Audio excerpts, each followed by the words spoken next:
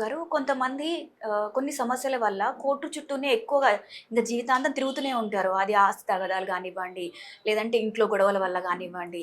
So, ఇలాంటి వాటికి ఎలాంటి పరిష్కారం ఉందంటారు? వాస్తవానికైతే తల్లి ఈ భూస్థానమైన సమస్యలు గాని, అన్నదమ్ముల వల్ల దా ఆస్తుల హ్మ్. పంపకాల విషయాలలో గాని, అనుకూలతమైన బంధన లేకోకుండా కొన్ని భూస్థానమైన సమస్యలు, కుటుంబ సమస్యలలో కోర్టు సమస్యలు, తర్వాత కొన్ని విధాలుగా ఇబ్బందులు పడుతూ, కొంతమంది చిన్నదానికి, పెద్దదానికి కేసులు పెట్టుకొని ఇబ్బందులు పడుతూ, వాళ్ళకి ఐక్యత లేకే కదమ్మా అలాంటివి జరుగుతూ ఉంటాయి. ముఖ్యంగా ఐక్యతా భావం అనేది వాళ్ళకి ముఖ్యంగా కలగాలి. దాన్నే వశీకరణ బంధన అంటారు.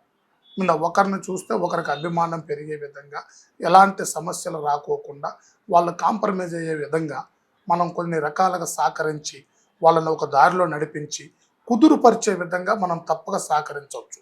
అంత దూరం పోకోకుండా వాళ్ళకి మనోభావాలు ఒకటయ్యే విధంగా, వాళ్ళకి ఐక్యత కలిసే విధంగా, ఒకరిని చూస్తే ఒకరు ఇష్టపడే విధంగా, వాళ్ళు ఏదైనా కానీ ఎంతలా సమస్య అయినా కానీ వాళ్ళల్లో వాళ్ళే పరిష్కరించుకునే విధంగా కూడా మనం ఒక వశబంధన చేసి, వాళ్ళని ఒక మంచి చక్కటి మార్గంలో నడిపించి, వాళ్ళకి ఎలాంటి చెడు ఉందా, ఏదైనా ఇబ్బంది పరంగా ఏమైనా ఇబ్బంది పడుతూ ఉన్నారా అనేది మనం అంజనం పరంగా మనం తెలుసుకొని, తాళపత్ర బంధన మనం చూసి, భూగర్భ అంజనం ద్వారా కూడా వాళ్ళని ఖచ్చితంగా గమనించి, వాళ్ళ స్థితిగతులను ఒకటి చేసి, వాళ్ళకి ఖచ్చితమైన మార్గాన్ని చేసి, ఈ కేసుపరమైన ఇబ్బందులు లేకోకుండా వాళ్ళకి అంశపరంగా అనేది కరెక్ట్గా నడిచే విధంగా మనం సలహాలు సూచనలు ఇచ్చి, వాళ్ళని ఈ దారిలో వెళ్ళండి నాయన, ఇలా నడిస్తే అతని స్థితి నీకు దారికి వస్తుంది, ఇతని నుంచి నీకు ఈ రకమైన దారి పొందితే నీకు సమస్య లేకోకుండా పోతుందనే మనం చక్కటి మార్గాన్ని వాళ్ళకు సూచించవచ్చు.